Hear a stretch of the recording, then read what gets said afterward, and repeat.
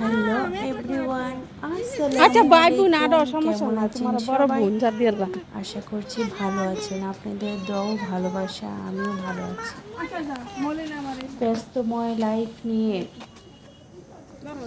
প্রতিনিয়ত video share করতে পারি না, তাই আন্তরিকভাবে দুঃখিত। কারণ সময় স্বল্পতার কারণে বাচ্চা কাচ্চা নিয়ে এতই বিজি থাকি যে ভিডিও এডিট করে তারপর ভয়েস ওভার দিব, সময় পাই না।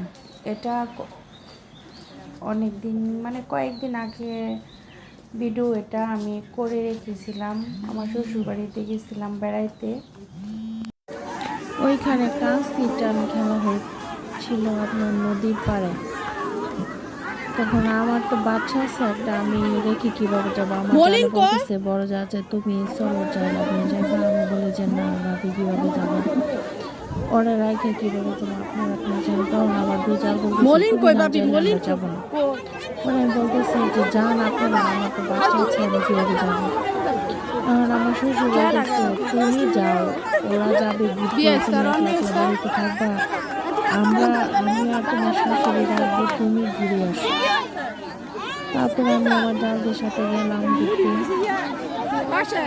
আগে ঐতিহ্যবাহী খেলা কাশি টান খেলা। আমার মাইয়া আমার এত খারাপ লাগছে দেখে। আমি মানে বাসায় এসে আমার হাজবেন্ডের কাছে যেমন বাবা মানুষ সাবানের জন্য এত কষ্ট করে এটা বানাবেন খেয়ে।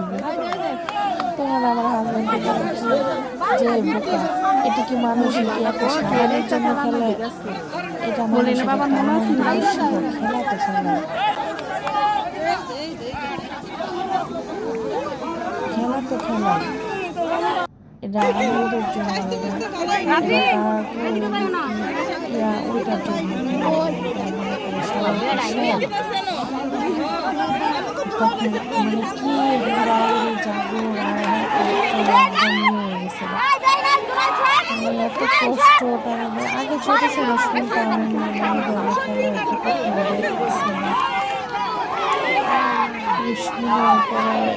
এবার মাসের বাড়িতে গেছি শুনছি। আমার বিয়ে হয়েছে আজকে অনেক বছর হয়েছে, কখনো কোনো দিন ওইদিকে খেলা বা অনুষ্ঠান হলে যে মানুষের কোনো মানে আমরা জানেরা কখনো যাবে বাড়িতে বাইরে। কিন্তু এবারে মানে আমরা গেছি বাড়িতে যাওয়ার পরে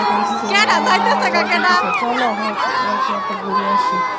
বাড়িতে কথা সবাই কি যাবে বসছে, আমি সব গিয়ে একসাথে দাঁড়ায় নিয়েছি, দেখার কোনো বন্দোবস্তই নেই।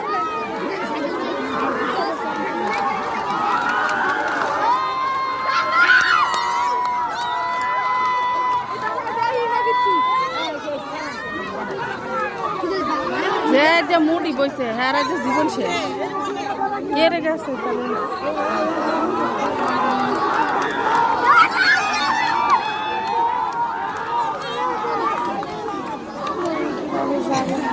আমরা হল কিছুই দেখতে পারতেছিলাম, মানুষ সব সামনে দিয়ে নিয়েছিল, মানে সবাই ঘেরাও দিয়ে দাঁড়াই দিয়েছে। এটা আমাদের এলাকার নদীর পাড়ে, মানে আমার বিয়ে হয়েছে এত বছর হইতে আমি কখনো এইদিকে যাই না। এখন আমি দেখে বলতেছি এত সুন্দর একটা জায়গা নদীর পাড়ে, কত মনোরম পরিবেশ, মানে এত বাতাস, মনে হইল যে এখানে ঘুমিয়ে পড়ি, এরকম একটা সুন্দর পরিবেশ। আমি বলতেছি আমার জানা এত বছর হয়েছে বিয়ে হয়েছে, আমি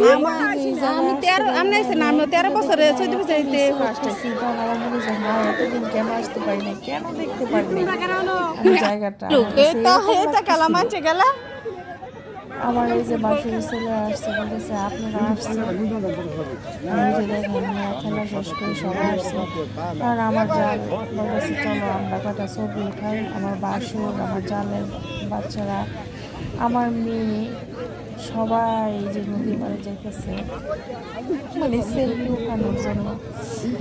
আজকালকে কথায় কথায় বলে না যে সেলফি সেলফি সেলফি, মানে খাইতে সেলফি, শুইতে সেলফি, বসতে সেলফি, মানে মানুষের যে জায়গায় যাক না কেন মানে সেলফি ছাড়া কথাই হবে না।